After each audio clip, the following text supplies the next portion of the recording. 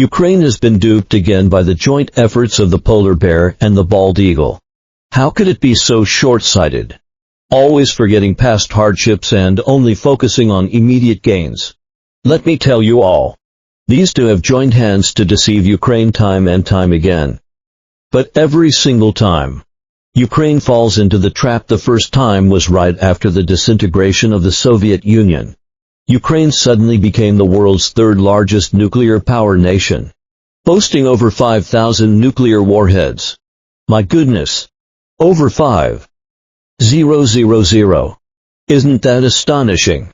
Among them were 176 nuclear-powered cruise missiles, the type that can fly close to the ground, undetectable by radar.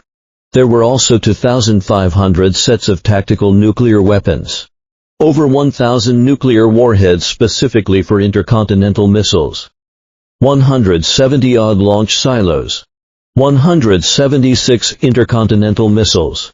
In terms of the Air Force, there were 42 strategic bombers equipped with 336 nuclear warheads, including more than a dozen to 160s, which can fly 16,000 kilometers to deliver nuclear bombs anywhere in the world.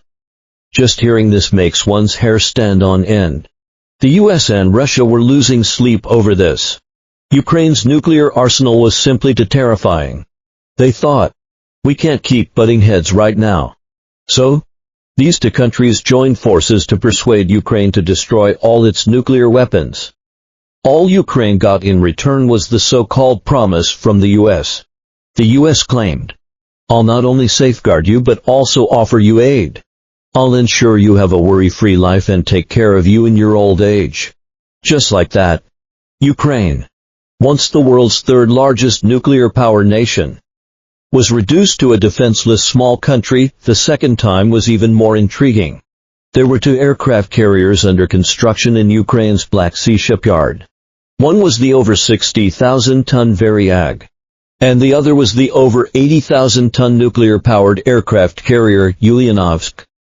Only 3 countries in the world possess nuclear-powered aircraft carriers: the US, France, and Ukraine.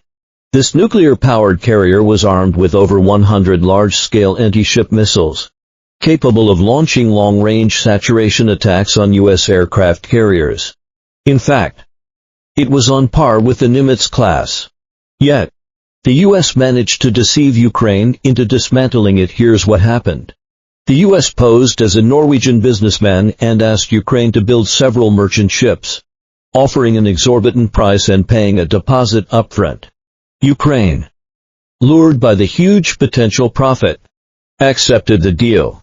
However, the dock was occupied by the 2 unfinished aircraft carriers, and the project couldn't commence. Dismantling and scrapping them would cost a fortune. Just then, the US stepped in, saying it could purchase the scrap steel of the aircraft carriers at a high price. Ukraine thought, how could I be so lucky? So, it started to dismantle the carriers. But once the carriers were dismantled, the Norwegian businessman reneged, saying the merchant ships were no longer needed due to the economic slump. Then the US came back and said the previously agreed upon price was off the table because the higher-ups didn't approve such a high-cost acquisition. If Ukraine wanted to sell, it would have to accept half the price. Ukraine could only rue its decision as for the third time. Well, I'm sure you all know without me elaborating. Using the allure of NATO membership to entice Ukraine. In the end, the resources went to the US, the land to Russia, the debt claims to Europe, and Ukraine was left with nothing but glory. As the saying goes, those who are to be pitied often have something annoying about them.